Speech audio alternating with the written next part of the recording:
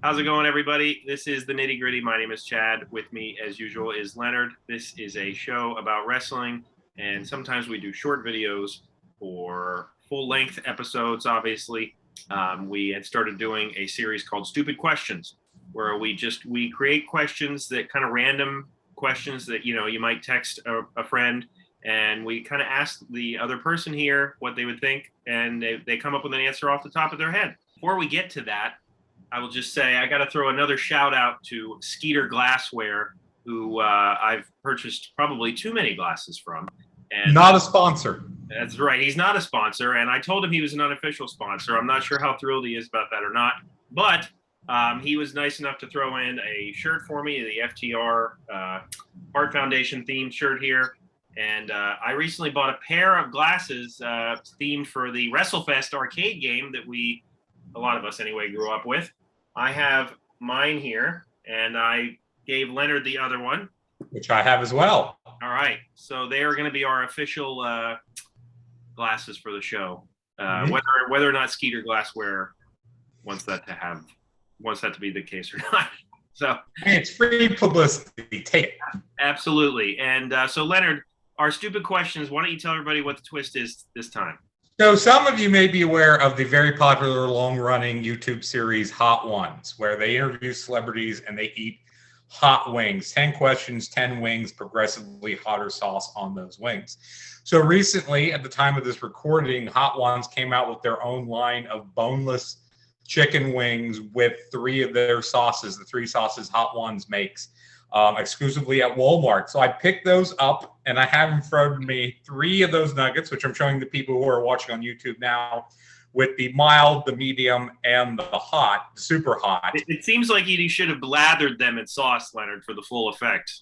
Yes, I did. There's a good amount of the first 2. There's just a dab, which they call the last dab, on the last one. Okay. But if you had smell-o-vision, you would know that the hot sauce, as little as there is completely overpowering the smell of the other 2. Oh, I've been there. I've tried a lot of hot things. And I do have milk here with me in my glass if needed. The milk makes more sense now. Yes, the people. So as Chad asks me 3 questions in a row, I'm going to eat the wings, starting with the mild and going up. So we'll see if I can't get through the questions and the wings. All right. So, Leonard, this kind of goes off of one of our previous questions. All right. And I'm going to eat the first wing as you ask me the question. All right. And that is, who should never have won a world title? Well, the Great Khali immediately comes to mind. That's funny. That was the first name I thought of as well. And we know why he won the world title, and from a business standpoint, I guess it makes sense, being that India has a lot of WWE fans, and they get, apparently I've heard somewhere like the majority of their YouTube numbers come from India. So it makes sense. But yes, the Great Khali is one of them. Go ahead, Leonard, with your... Well, and then also Jinder Mahal would be another one some people would say, but falls into that certain category you were just talking about.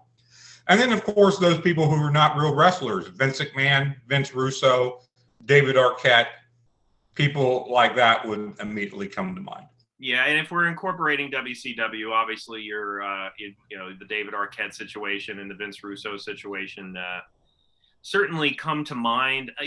While I was asking this question, what kind of occurs to me is that, there's guys that I could say, well, they should have never been world champion, but it was mainly because the company that they were with maybe didn't rely on them enough, or maybe didn't give them enough to do as champion. Like one guy that comes to mind right away is Dolph Ziggler, who has won the world title, but nobody remembers his runs unless they look it up, and it's just kind of a shame because he's like the ultimate workhorse for that company, very loyal for many years, and it would have been cool to see him get a better run with some more memorable feuds. So as much as I don't want to say he shouldn't have won the world title, it's like, if you're just going to give it to the guy just to take it off of him right away, I don't know if I really see the point in that all the time. Yeah. Well, mentioning that, I would say you could also say a lot of those transitional champions, especially from the 70s, would fall into this. Right. Stasiak, Ivan Koloff, Iron Sheik, even, Right. guys who only had the title so they could get it to the next guy. Right. Yeah, and I'm sure that if we think harder, we could probably come up with other names. And but like those are the two names. Honestly, the two names that Leonard mentioned are the two names that I thought of first. And even if you talk about low drawing champs like Kevin Nash, though is considered low drawing, I think at the time he was perfectly acceptable in that role, the character he had, what he was doing. I think it was fine. So there's some people who you would point at and go, oh, well, they were a bad champ or it's a bad time. But I don't say that they would necessarily not have deserved the belt. I think Diesel / Kevin Nash certainly deserved the run that he had at the time that he had it. Right. All right. Well, Leonard, okay, you should prepare for question number 2 there. By the way, how was that hot sauce? That hot sauce was pretty good. That was their mild, and it had a nice kick to it.